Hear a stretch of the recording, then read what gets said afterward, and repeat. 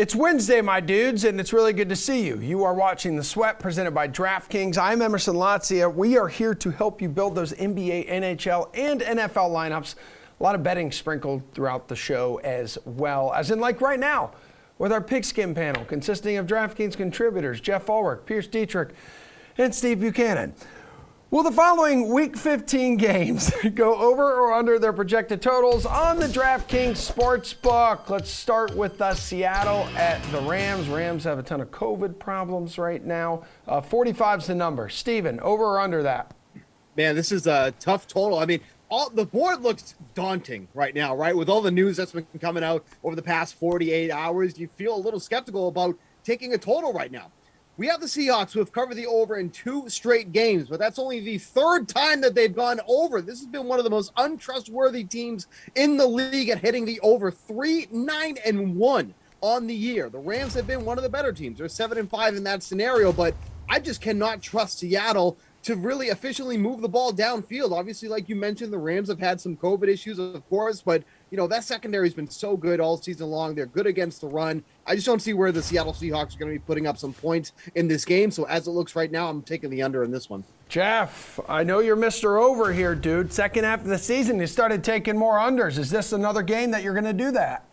No, I like the over in this one. I mean, look, like we've got the Rams offense here. As long as Cooper Kupp is healthy, I mean, that's pretty much all the Rams have needed to move the ball this year. Like, we've had interchangeable parts, Robert Woods, Odell Beckham, a couple other dudes show up every now. As long as Cooper Kupp is healthy, we know the Rams are going to score points.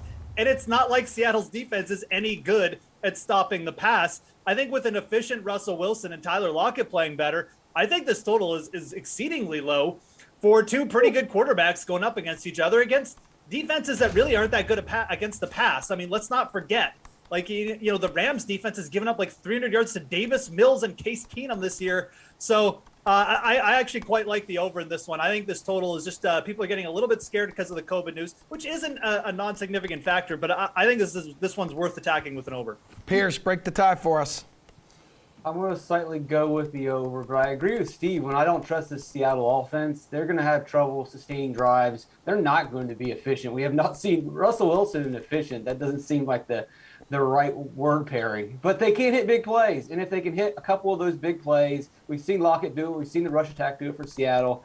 Maybe DK Metcalf has some positive regression.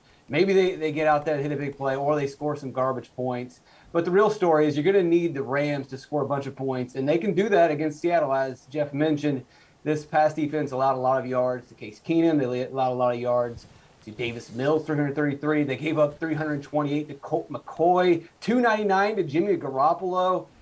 I think you can pencil in easily Matthew Stafford for 300 passing yards with the way that his receivers are improving. And if he gets 300 yards passing, that's got to be at least 4 or 5 touchdowns in this game for the Rams. We just need some garbage from Seattle to get over. Okay, Jeff, let's go to Atlanta at San Francisco. Total in the DK Sportsbook right now, 46. What are you doing? Going to go over on this one as well. I mean, when you get San Francisco at home with that nice, cool, crisp, but not too, offensive weather, Kyle Shanahan's offense just tends to click. 13-9 at hitting overs over the last 3 years. They're 4-2 at hitting overs at home this year. And look, I mean, it's the Atlanta defense. I think San Francisco is going to put up 30+ here. So really, what do we need? Matt Ryan to get in the end zone like maybe once here to get our over? I think that'll happen. I'm not quite as enthused about this just because I trust Atlanta even less than those guys trust Seattle. But I still would lean over here. I think the game environment and just the way San Francisco can also just play really loose on defense when they get ahead. I like the pace these two teams play at, and I like the fact that San Francisco is really good on offense at home, so I'm going to take the over here too. Pierce, which way are you leaning? I'll go with the under. I don't trust either one of these offenses. They have playmakers. They're fun to watch at times, but given the playmakers that they have, they do not produce at the manner you would expect them to. And they're actually kind of similar. You look at Debo versus Cordero Patterson. You've got Kyle Pitts versus George Kittle. And then you've got 2 below-average quarterbacks in Jimmy Garoppolo and Matt Ryan. Both the offensive lines are probably the biggest problem. That are below average in run blocking and below average in pass blocking. The real difference maker would be Eli Mitchell. If Mitchell plays in this game, maybe I would consider going with the over. San Francisco clearly has the upside, but I just do not see Atlanta putting points on the board against the San Francisco defense at San Francisco. Okay, Steve, what you want here, dude? Yeah, so this opened up at 45 originally. It's kind of bounced all over the place. Now it's up to 46.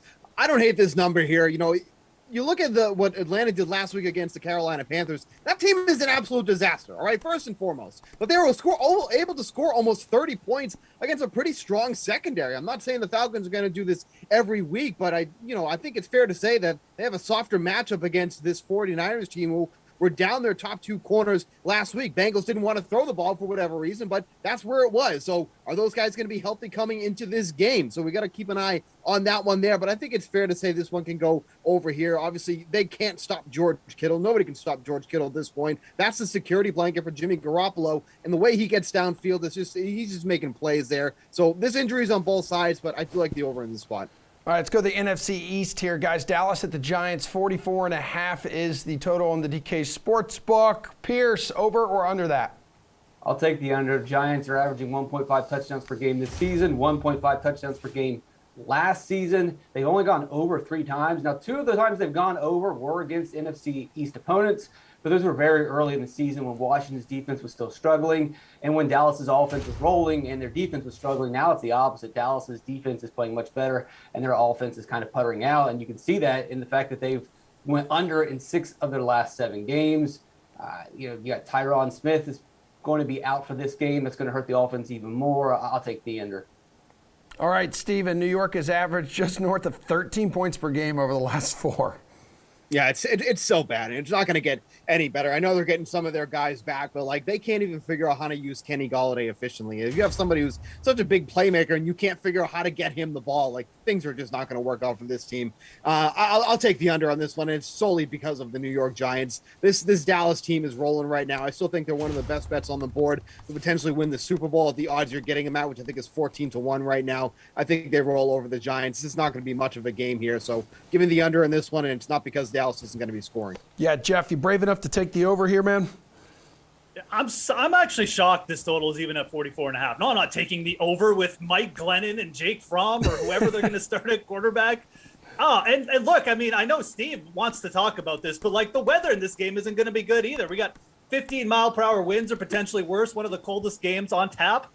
Dallas is, and Pierce is right, Dallas really isn't a high-flying team anymore. They just kind of play solid defense, run the ball a bit, and beat teams. Dallas might score 30 here anyways, but do you really trust the Giants to get you 14? No way. This is a really solid over. Again, I think this total will come down during the week. I'm even surprised to see it where it is right now. All right, the other game in that division, Washington at Philly, a game total of 44, another low one. Steve.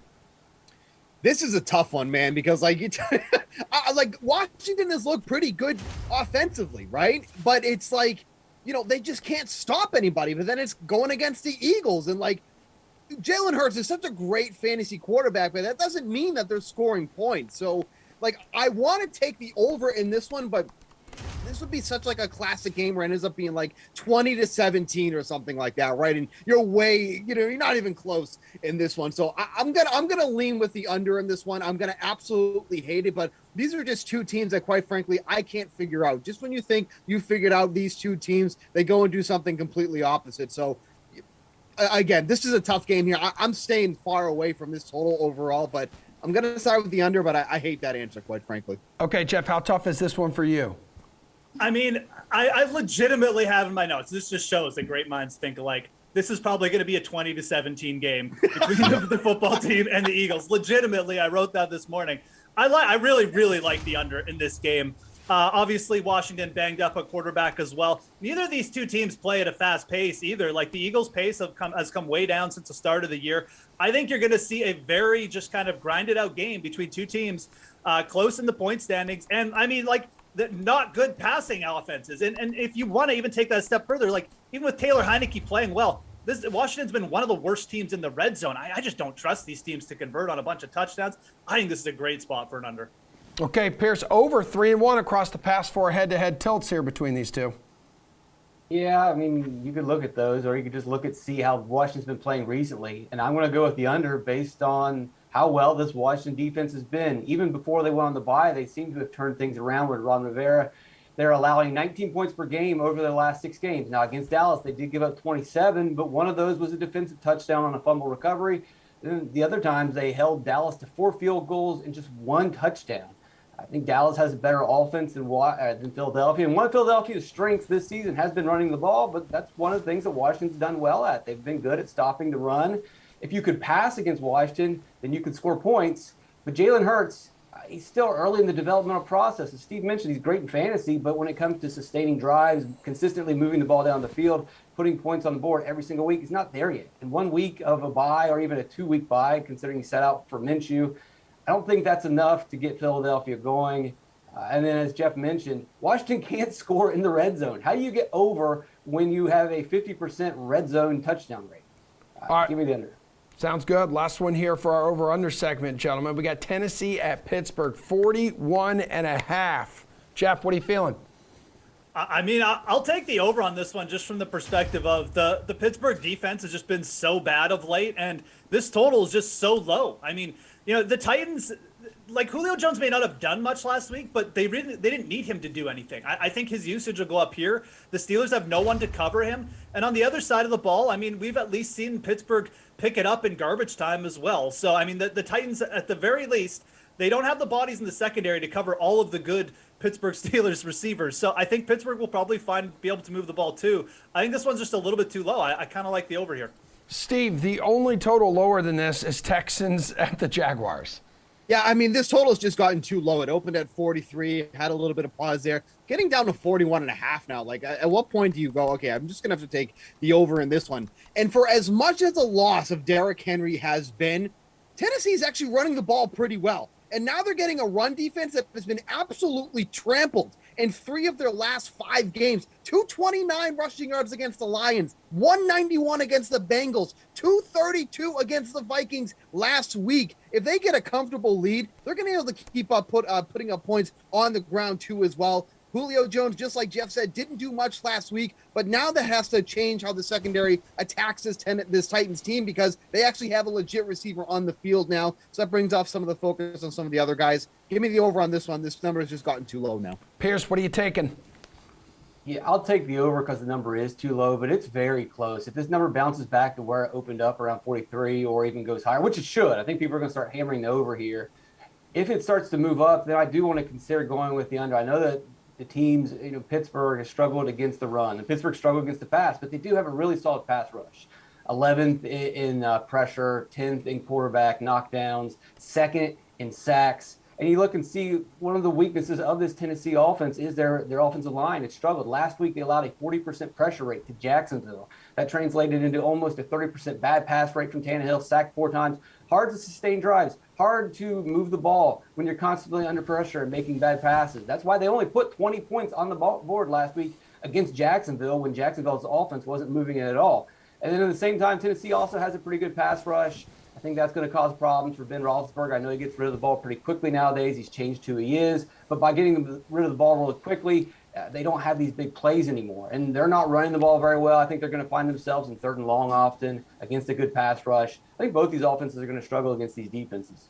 All right, dudes. You 3 hang out. Nice job. We got some more football stuff coming up. Pierce and Steve, you'll help us with the DFS side of Sunday's slate. Jeff, you're going to help us with the NHL, help build some lineups there. We're going to do that for the NBA next.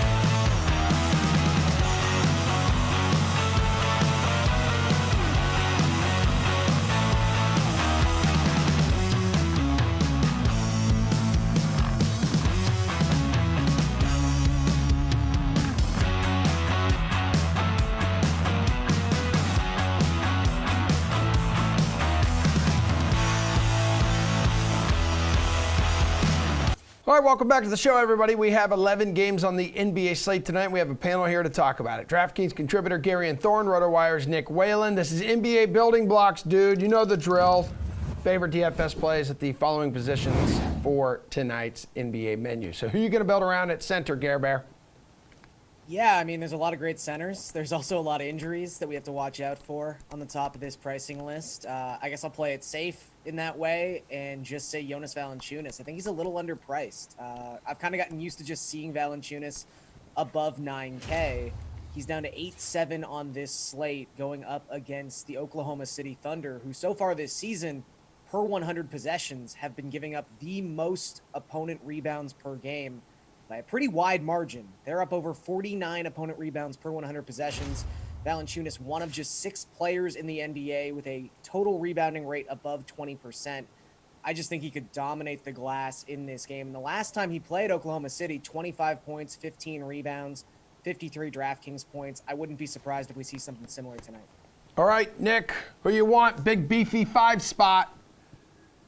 Yeah, I like the Valanciunas call. Obviously, we have Jokic, you got AD, you have Karl Towns, but I like Sabonis at 9,500 going up against the Milwaukee Bucks tonight. If you look at his game log, he had a terrible outing last time Indiana faced the Milwaukee Bucks, but obviously no Giannis in the lineup tonight, and I would be surprised if Chris Middleton plays in this game with a hyperextended knee. So you're not really getting the full version of the Milwaukee Bucks, and obviously we're most concerned about that Giannis matchup for Sabonis. Giannis just terrorized him last time they met. So you take him out of the picture, and all of a sudden it's DeMarcus Cousins and it's Bobby Portis guarding Sabonis instead of a defensive player of the year. So, you look at Sabonis' last few games, he's been at or around 50 DraftKings points in each of his last 4. He's got double-digit rebounds in 12 straight. That gives him such a high floor when it comes to DFS. Even if he's not having a great scoring night, even if the assists aren't there, not a guy who you really rely on for great defensive stats, but he's pretty much always going to get you like 10 to 15 rebounds. So I really like his floor tonight.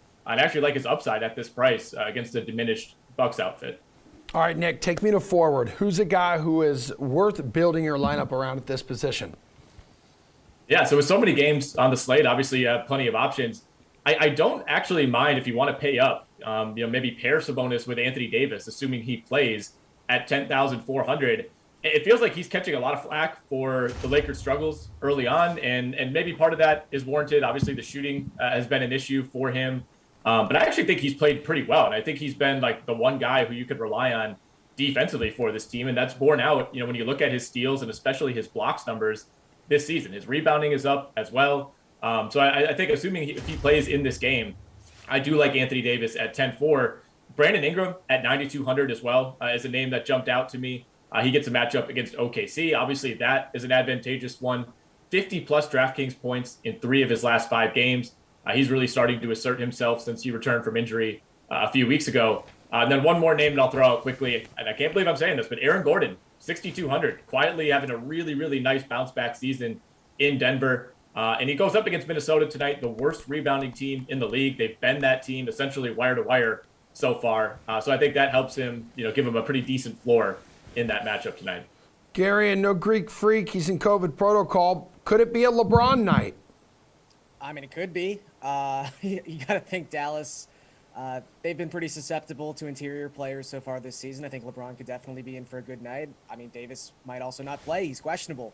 There's a lot of guys out for the Lakers tonight, so I could see it being LeBron night. I'm going to go a little bit cheaper, though. Jayshawn Tate is an that I'm really interested tonight at $5,800. It's always such a chore to try to remember what exactly the rotations are for the Rockets at this particular moment, but tonight, no Eric Gordon. Christian Wood is questionable. I would be surprised if he plays. And if those 2 guys are out so far this season, it's not the biggest sample in the world, but Jayshawn Tate is averaging over 1.3 DraftKings points per minute when those 2 guys and Jalen Green have been off the court so far in 2021-22. He's just someone who you often forget about, but he's been a very productive DFS asset for about the last 2 seasons.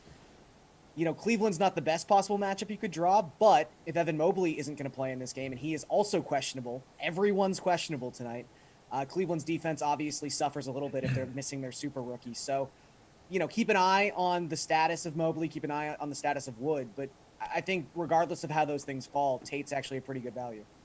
All right, Gary, hook me up with a guard who has that building block potential here. Looks like Trey Young's going to be the highest priced guy. Yeah. I would say this will be the chalk, but I just think you kind of have to invest. I'm a little bit worried if Middleton doesn't play and this gets into just ridiculous script territory, but I trust the Bucks to keep this game close. So Drew Holiday at $7,500. I mean, his numbers, the differential between his numbers with Giannis on and off the court is really just incredible stuff. It makes sense, don't get me wrong, but he goes from a 23% usage player to a 31% usage player this season when Giannis is not playing. Again, I would almost prefer if Middleton was on the court. I don't want this to be just Drew Holiday, although that's also fine. But at this price point, considering how productive he's been this season without Giannis on the floor, 1.22 DraftKings points per minute, you'd have to expect he's playing somewhere between 32 to 38 minutes tonight. It just really, it's hard to see how Drew Holiday doesn't bring back value here. All right, Nick, what direction you want to go in here at guard? Yeah, I love the Holiday call. I actually had him listed as one of my values. I mean, at 7,500, I think given the circumstances, you could make a case that he belongs in that territory. But he's a great play at that price, especially if Middleton doesn't play. I mean, Trey Young against Orlando, obviously that's going to be a popular one. 10,700 is his salary. That's the second best offense going up against the second worst defense in the league. So pretty obvious matchup advantage there. You know, I always find myself coming back to DeJounte Murray his last few weeks on DraftKings. He's at 10,300, so the price is up, but going up against a Hornets team that's still going to be a little bit shorthanded. No LaMelo Ball as he works on his conditioning. Charlotte's still the worst defense in the league, right near the top of the league in pace. You know, they've been able to keep a lot of games close, but it feels like they're constantly playing games in like the high 120s or even the 130s. So that's always a matchup that you want to seek out. And then I also like SGA, 8,800 against New Orleans. If you want to pivot away from Trey Young or DeJounte Murray and save a little bit of cash, I think this is a really good spot for him on the other side of that matchup with Brandon Ingram, who I mentioned earlier. I think both of these teams are kind of matchups that you want to target, and they happen to be facing each other. All right, well, Nick, you just mentioned like you had some value guys drawn up for us. Is there someone you could build around actually in the value department? Well, yeah, I mean, Holiday at 7,500. Obviously, I think you're getting a player who has like, you know, 5-figure potential depending on what goes on with the Bucks lineup tonight. But I think you could look at Pat Connaughton at 5,000. I think you can look at Grayson Allen a little cheaper at 4,000. Grayson Allen has cooled off a little bit over these last few weeks, but he's still been a high minute guy for them. I mean, you're losing like a 30% usage rate player in Giannis. You're potentially down Chris Middleton as well. And the Bucks were supposed to get Dante DiVincenzo back tonight, and of course he lands on the COVID list. So, you know, we might have been looking at a situation where Connaughton and Allen see, you know, somewhere between 5 to 10 minutes shaved off of their workloads, and now that's not going to happen. So I think both of those guys now become interesting values. If you want to look away from Milwaukee, I would keep an eye on Anthony Simons at 5,400. I know he was bad last night against Phoenix, but he's basically locked into 30-plus minutes, it looks like, with CJ McCollum sidelined. I don't know that I'll be locking him in, but if Damian Lillard were to be rested tonight, you know, playing into overtime with that abdominal injury on the second night of a back-to-back, then to me, Simons at 5,400 becomes really interesting. Then the last name I'll throw out there is Garrison Matthews at 4,700 for Houston. As Gary alluded to, no Jalen Green, no Kevin Porter, no Eric Gordon, no Daniel House, no John Wall. Good chance no Christian Wood tonight. So the Rockets could kind of be in that same situation as Milwaukee, where you have 3 or 4 guys you're maybe parsing through for value. Gary, and help me out in the value department. Yeah, I mean, if recent history is any indication, aka the last 48 hours, we'll probably have like 2 teams we're not even looking at have massive outbreaks sometime in the next, 6 hours. So this conversation will look vastly different in just a little bit. But going on who's actually already had their outbreaks, I think, like Nick said, you got to look at the Bucks. Obviously, the Rockets are going to have a ton of value tonight. We've already mentioned a couple of those guys. The Lakers are also really hard pressed, and I think a lot of the Lakers' viability comes down to whether or not Anthony Davis plays. He's obviously missed the last 2 games.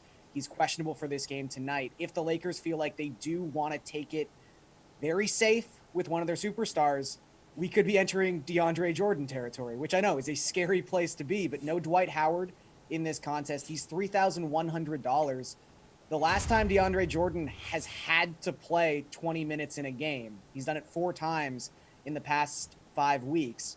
He's averaged 22 DraftKings points. So again, this isn't one of those like, oh my God, DeAndre Jordan's going to break the slate. But if he ends up starting this game out of necessity at $3,100, there's a very good chance he's just going to return 6 or 7x value. And it's hard to ignore at that particular price point. But there's going to be a lot of value that opens up on this slate. And I think, as Nick was alluding to earlier, this might be one of those slates where you want to take two extremely high-priced players because you're going to be able to build around that kind of lineup.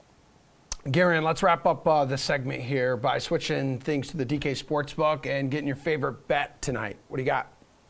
I'm going to go Jalen Brunson over 16.5 points. He's done this 6 of his 8 starts.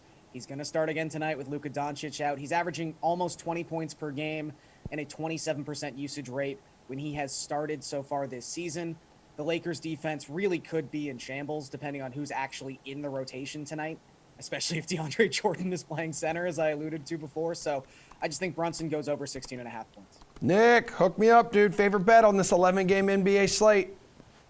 If Evan Mobley plays through that hip injury, I like the Cavs to cover 9.5, which is a big number against Houston. But Houston, as we know, not a good team, and without some of their key players tonight. And somehow here we are near the end of December, and the Cleveland Cavaliers are the best spread covering team in the league by a mile. They are 22-5-2 ATS on the season, covering at almost an 82% clip. That's like 16 percentage points better than any team in the league. So when Evan Mobley is in that lineup and that defense is clicking, I think this is a great matchup for them to try to shut down that very shaky Houston Rockets offense. So if Mobley plays, lock in Cavs 9.5. Dudes, thanks for helping us out with the basketball thing. We will help you build those NHL lineups coming up. Plus, we're still going to poke over to the DFS side of Sunday's Week 15 NFL slates. Please hang out.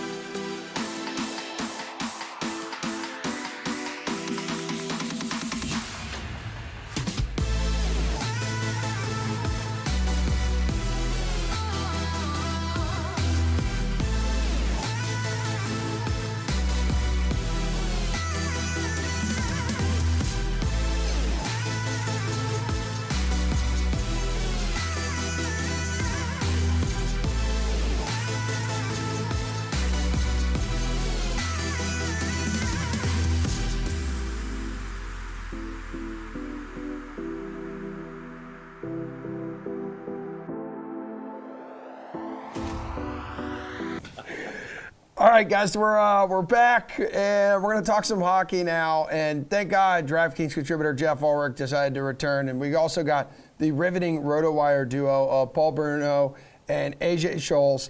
NHL Open and Face-Off, guys. So favorite DFS and sports betting plays on tonight's small 3-game slate. Favorite DFS play at center is who and why? Paul? You know what? The top of the DK board tonight is not overpriced at the center position, so I'm going to go right to the top for Evgeny Kuznetsov at $7,500. He's got 9 points in his last 10 games. His partner in crime, Nick Backstrom, could be in the lineup tonight too. So maybe it's a case of pick your poison for the Hawks there. And I think Kuznetsov goes off with that pretty good captain that he's got running side beside him. Along with that, I go with Mika Zibanejad, priced at $6,800. You know what? Normally, we've spoken about this guy as one of the top goal scorers in the league. He's been a little light in that department, only 5 in 28 games played, but he has 16 assists as well. And I think he's got a soft matchup against Arizona tonight, so I like that price point for him. And I think the Rangers are the stack opportunity of the evening, so I'll even double down there at center with Ryan Strome for $5,800. He's partnered with Panarin, who is the must-have in your lineup tonight. Strome has 8 points in his last 10 games played and is another part of the Rangers' top offense that's going well right now. And they do have that soft matchup against Arizona that screams, stack me, so I will. All right, who's a must roster here at this position, Jeff? Yeah, I mean, it's obviously a 3-game slate, and center is really, really thin, even for a 3-game slate. Paul mentioned the top options. Of those guys, I like Zibanejad as well, too. He's got 1 goal over his last 10 games. We've seen him go through these dry patches, but when Mika Zibanejad gets on fire, I mean, he really does get on fire. And I feel like this is a spot where a multi-goal game could just so easily happen against Arizona, who's still last in goals against, fourth worst penalty kill in the league. So I think if you're paying up for anyone, it's the New York Rangers top power play unit, and you start with Zibanejad. If you're going value, I like Jared Mccann of the Seattle Kraken. It's a tougher matchup against Anaheim, but really, I mean, with Yanni Gordy out, McCann's going to get a ton of usage there as well, just with the top power play. So 2 power plays I like to stack there, or two top lines, you could say, and you start at center with Zibanejad and McCann. All right, AJ, talk to me, dude. Well, let's make it 3 for 3 on the Zibanejad love at 6,800. I agree with these guys. I think the Rangers are a great stack tonight. You talk about, the back end side here. In December, Arizona is allowing a league worst 4.75 goals per game. So really, this is the matchup to target. As Jeff said, Z just 1 goal in his last 17 games, but he's got 10 helpers over that stretch, and he's averaging about 2.5 shots per game as well. So the fact that he's firing the shots, he's getting, the top power play minutes, all the reasons that Jeff outlined there, I think this is a perfect opportunity playing against Arizona for him to break out and get back on the score sheet here. Ulrich, favorite DFS play at wing? Share it with me. Yeah, so again, I mean, it's a 3-game slate. I'm fine just paying up for Alex Ovechkin. There's just so much value, and even paying up for Mika Zibanejad costs you less than $7,000. So Alex Ovechkin at $9,700, I mean, it looks ridiculously expensive, and Chicago's played okay defensively over the last little bit, but I mean, this is just a player I just think you should get a piece of tonight because it's so easy to find value at all the different positions. And look, I mean, we need to talk a little bit about game theory here because we're obviously all on the same plays. And a lot of people are going to be on the same plays we're talking about. The Arizona Coyotes, Clayton Keller, 4,000. If you want to get a little bit different for a kind of a mini stack to throw in your GPP lineups, Keller's averaging about a point per game. If we like the Rangers to score some goals, maybe this game devolves into a shootout. I'm not suggesting the Coyotes are necessarily going to win, but they could certainly score 3 or 4 goals here if that happens. They are at home. I think Keller is a good way to start if you're looking for some kind of contrarian Arizona stack. AJ, hook me up, dude. Yeah, man, Jeff's right. I think we are going to end up in similar spots here. I like Ovi as well, 9,700. Look, I know it's 2,100 more than the next closest guy at Patty Kane. But you look at his numbers this year, the grade 8 has 14 multi-point games. That's half of the games he's played this year. He's only been held off the score sheet 5 times. And I just can't convince myself that fading him will work out tonight. That generally would be my strategy. With how high he is compared to the next closest winger, limited slate. I like Jeff's, Clayton Keller recommendation if you want to go more contrarian, but I just can't convince myself that fading Ovi is the right play tonight. Okay, Jeff, what's the right play at wing? Paul, you mean? Paul. Sorry. I had a brain fart. You guys look the same. Nobody's mentioned Artemi Panarin. I will throw his name into the mix. He's the cornerstone of my Rangers stack, actually. He's got 14 points his last 10 games played, 27 shots on goal as well. He's going to cost only $7,300. If you want to fade Ovechkin, this is the guy you better target. But I would like to try and find a way to get both of them in. And one way to do that is find cheap wingers value, and TJ Oshie fits that bill. He's been back for 4 games, only got 2 points along that way, and he's only priced at $4,600. But he may get his regular center back tonight as Nick Backstrom looks to get back in the lineup with the Caps. So that should boost his production. And he's a driver of that scoring line, and he'll also play high leverage minutes. That's a lot for $4,600. So he's definitely going to fit into my lineup. AJ, who you fitting into your lineup back on the blue line? Well, full disclosure here, Emerson, I'm completely punting on D tonight. Ooh. I love too many of these wingers up top. I think you can figure out how to get Kuznetsov and Ovi in. That's not cheap if you want multiple shares of the top line for the Rangers. And so what I did is I found 2 guys at the min 25K price that are on Washington and New York because I think those are the teams most likely to put up points tonight. So that means I've got Trevor Van Riemsdyk and Leiber Hayek. I think maybe you get an assist from one of those 2 guys just because those teams, like I said, I expect to put up the most points tonight. But, yeah, I'm punting hard on D tonight just because I love so many of these other forward stacks. Wow, Jeff, that sounds like you every day, punting on the defenseman. Just punting on life, just in general. I actually like the other strategy tonight. So I guess AJ and I definitely look at this a little bit differently, but I think if you're going with the New York Rangers stack, I think Adam Fox is an absolute must. I mean, the Arizona Coyotes down their best defender and Jacob Chychrun as well, and they have just like a bottom 5 penalty kill, and they've had it all year. I think that if you're going with New York, you really got to stack up on their big guns. And I mean, Adam Fox, definitely like a top 3 fantasy play. So that's someone I'd be very interested in paying up for. But there are some decent value options as well. I mean, you could throw a guy like Justin Schultz in that mix, maybe like Gustafson from Chicago as well if you're taking the punt route, or maybe you just pay up for one guy. But Adam Fox, to me, again, if you're playing like the big players from the Rangers, Kreider, and say you're going to stack Kreider and Zibanejad, I would really throw Adam Fox in there because there's a good chance that if those guys go off, he ends up with a couple points as well. Paul, you got to respect the dudes on defense. You do, and so I'm not going to completely punt on it. And I think I agree with Jeff. You got to get a Ranger defenseman in there. For me, I've been on Jacob Trouba for the last couple of weeks, and look at his box scores every game, and he's really been productive and consistent.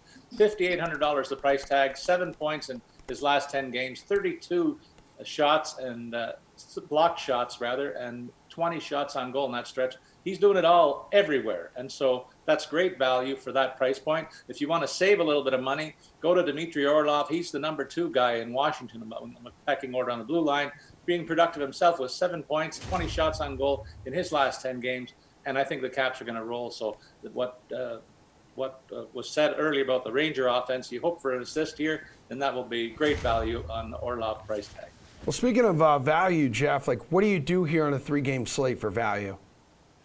Yeah, I mean, well, we've talked about numerous plays, but I really like going to the Kraken. I mean, I mentioned Jared McCann already, but like pairing him with Jaden Schwartz, it just makes too much sense. And I get that, like Anaheim, we need to give them credit, man. They haven't just been playing, everyone wants to talk about their kind of good offensive players and Trevor Zegras and things like that. But like defensively, they haven't exactly been a pushover either. So I don't even think the Kraken are going to be highly owned here, but you've got a situation where, Yanni Gourde is out.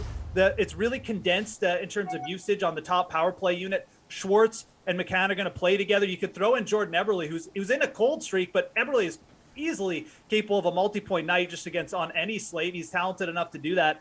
I like stacking the entire Kraken top line for value if you're looking there. And again, I don't think they're going to be super highly owned, even on a 3-game slate. So the Kraken, a team we haven't talked about too much, but I really like their top line here. Okay, AJ. I'm gonna go with Backstrom tonight at 4K, coming in off that injury, which I think will scare a few people maybe off of him tonight. Lower that drafted percentage there. All signs point to him linking up with the number 1 power play unit, which means he'll get big minutes with Ovi, Kuznetsov, and Carlson.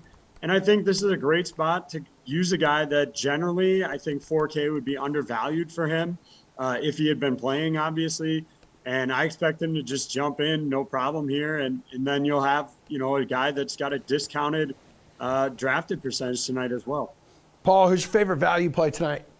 Well, I'm looking at the Anaheim Ducks as a value play. You stack one of the other 2 teams we talked about, Washington or New York. The other stack has to be Anaheim for me. Troy Terry's price has dropped to only $4,300, despite the fact that he has 17 goals and 11 assists in 28 games. That's pretty good production and a great price point. He's not cooled down too much. He's got 5 goals his last 10, still averaging over 2.5 shots a game, and he gets a nice matchup against the Seattle club that played last night. And Cam Fowler on the blue line for the Ducks, similarly a good value, same opponent. He's one of their top power play quarterback choices, and though he has only 3 points in his last 10 games, he's been a consistent part of their offense all season long, and he adds value by playing better than a block a game as well in terms of producing DK points, not just on the offensive end of the ice.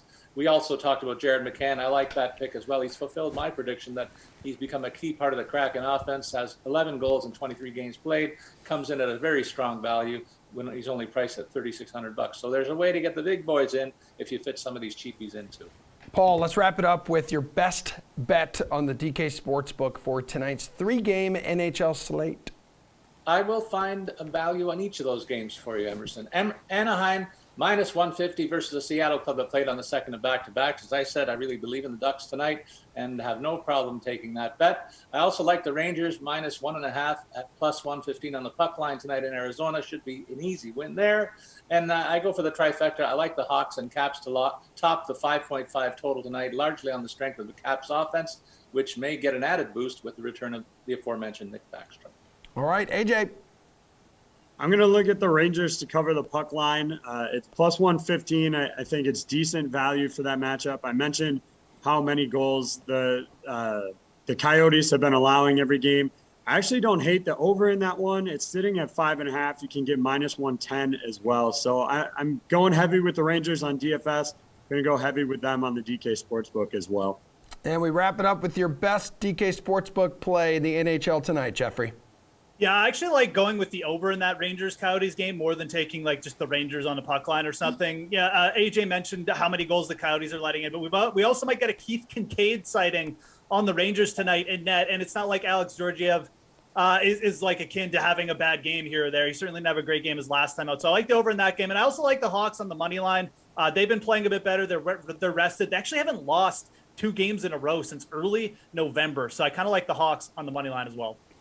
Gentlemen, fantastic work today. Truly appreciate it. We're going to chase or fade some hot topics around the NFL to wrap up this show next.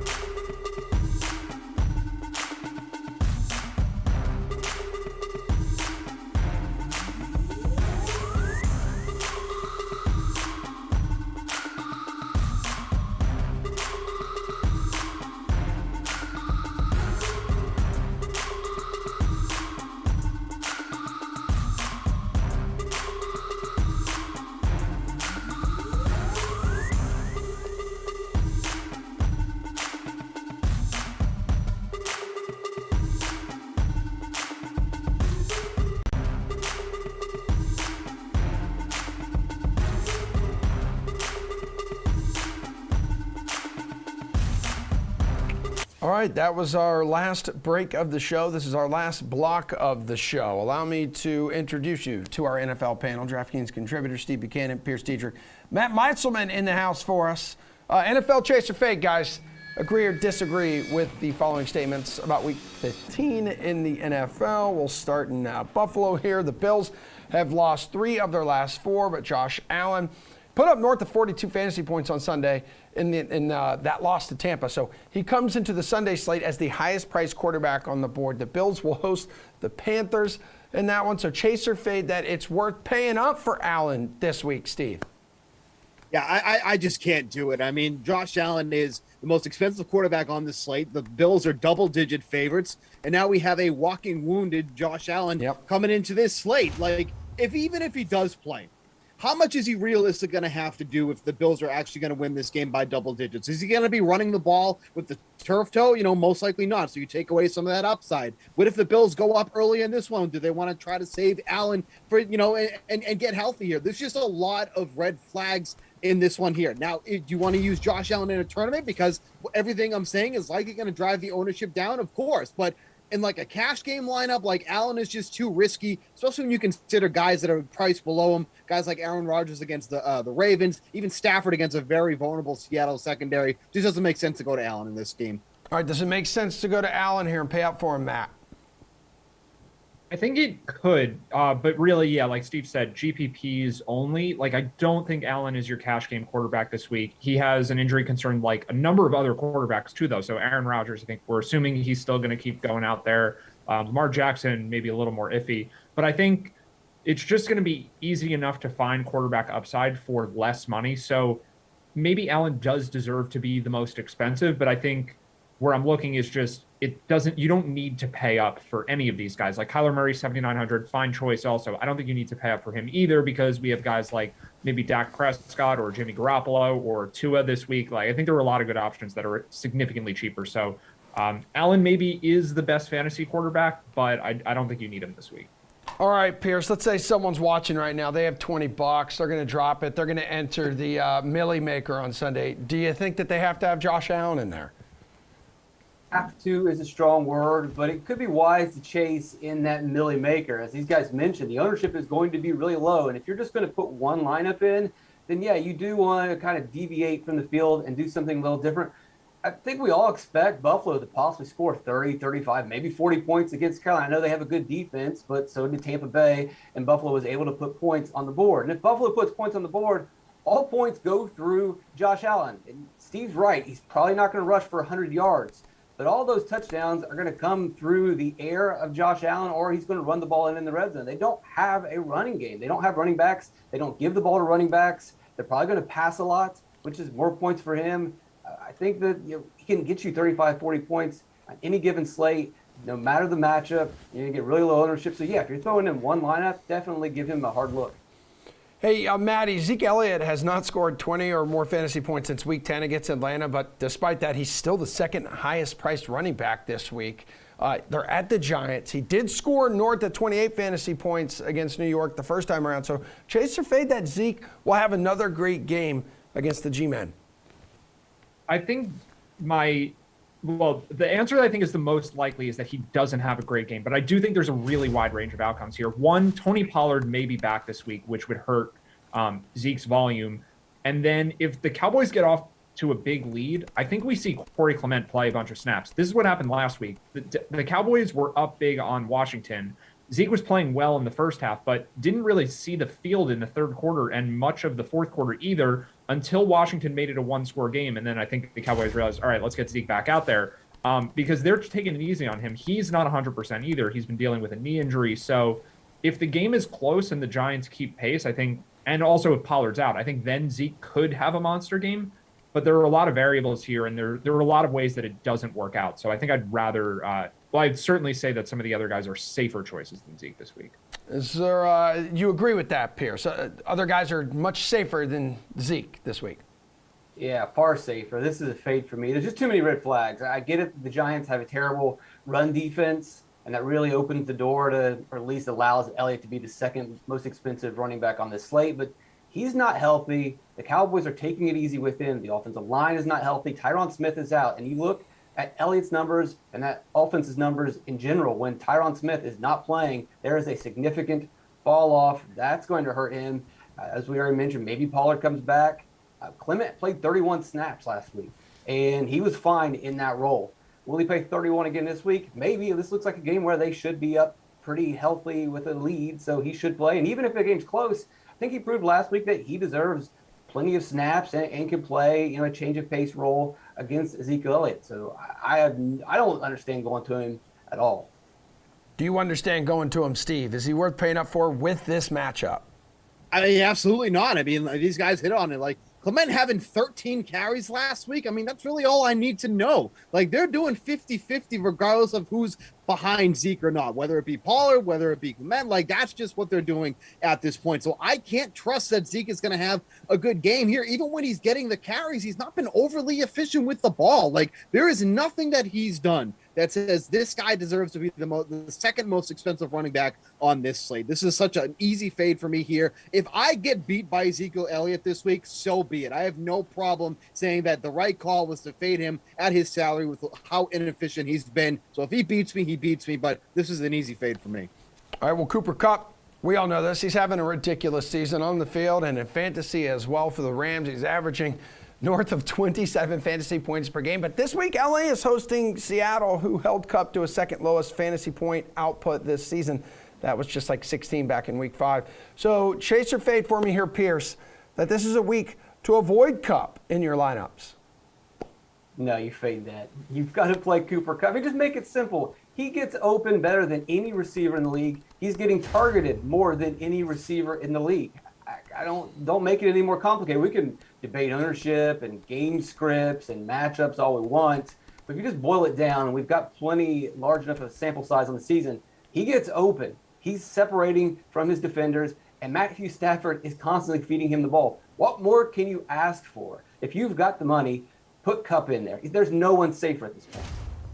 Do you agree, Steve? No one's safer at this position. I mean, the numbers really don't lie here. I mean, the team that held Cooper Kupp to the lowest fantasy output of the season was the Cardinals.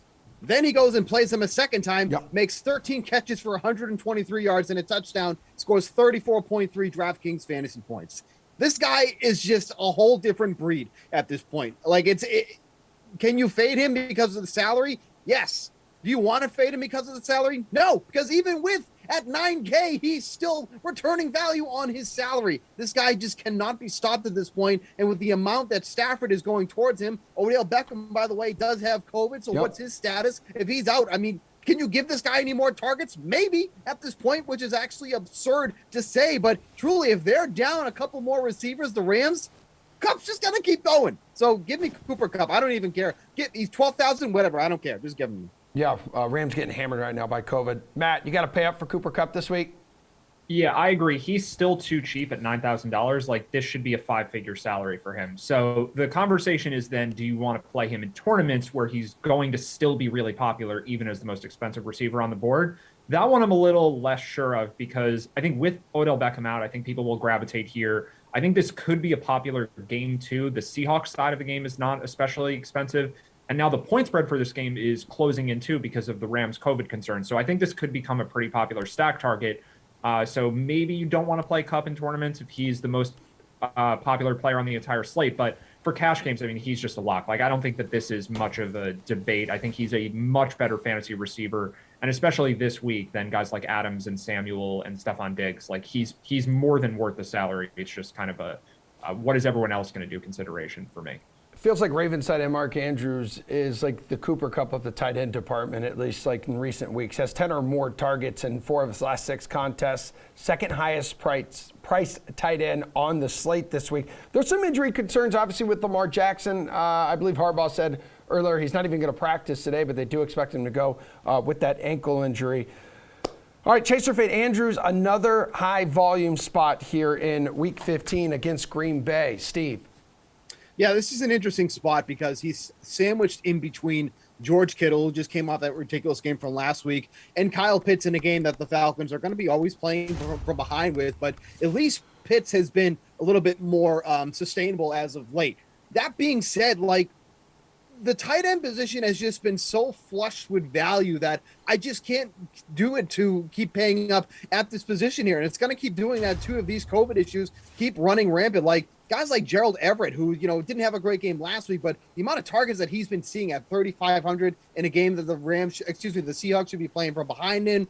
You know, James O'Shaughnessy's back in the mix. He's getting some decent targets. Like, it's just so much easier to pay down a tight end so that you can afford some of these other guys like a Cooper Kupp, or if you're going to, you know, go a little bit off the board and take Josh Allen as the most expensive quarterback this week. I can't do it at the tight end position. I'm going to keep staying down in that mid 3K range. I think that's where you got to do it at tight end. All right, Matt, what about you, man? You got to pay up for this dude. I don't know that you have to. I do think this should be another high volume spot. And I actually do think that's the case regardless of who the quarterback is. When Tyler Huntley has started, Andrews has still gotten plenty of volume, if not more, because Huntley is just not going to run as much as Lamar Jackson does. The efficiency of the offense certainly drops, but the targets are still going to be there. I actually like Andrews for GPPs this week because we already talked about Kupp and we kind of talked about Allen and Stephon Diggs. I think that this game goes overlooked a bit. I think people are going to be scared off by the injury concerns for the two quarterbacks, and playing Lamar or Rodgers with, let's say, Mark Andrews and Devontae Adams, like as a stack, I think that could be a way to go where the field just isn't doing it. So I don't think you pay up for Andrews in cash games, but I do think in tournaments, I don't think a lot of people are playing him. So that's kind of why I like him this week. Yeah, and Pierce, I know most people would prefer Lamar to be the one throwing darts to him, but Tyler Huntley fed the star tight end well in relief. Yeah, I'll chase the volume, and you look at the last time that Huntley played, it was double-digit targets, so that's fine, and the volume will be there. But with the tight end position, the game is always the same. You're chasing a touchdown. Yeah, Andrews has a higher probability of getting in the end zone than some of these cheaper tight ends, but he still has to get into the end zone. And I would rather take the savings, wouldn't take any of the guys that Steve mentioned, and hope that I nail the touchdown right, and then take that money and then spend it on Cooper Kupp or spend it on another position where I can get higher output. Because Andrews can get you 7 catches for 70 yards, and that's not really going to help you. You can get 10 targets. He's got to get into the end zone. If he doesn't, well, then you're toast. I'd rather chase touchdowns from the cheapies. That's a show, guys. Speaking of the Packers, by the way, Matt and Sims will start at high noon with the Packers and Browns. Then check out the 5 o'clock Wednesday edition of the slate. Yours truly, Reed T. Fowler and Jeff Ulrich. They have been battling and saying mean and nasty things to each other in our group text message, so we will visit that tonight, 5 o'clock. Look forward to seeing you then. Thanks for watching.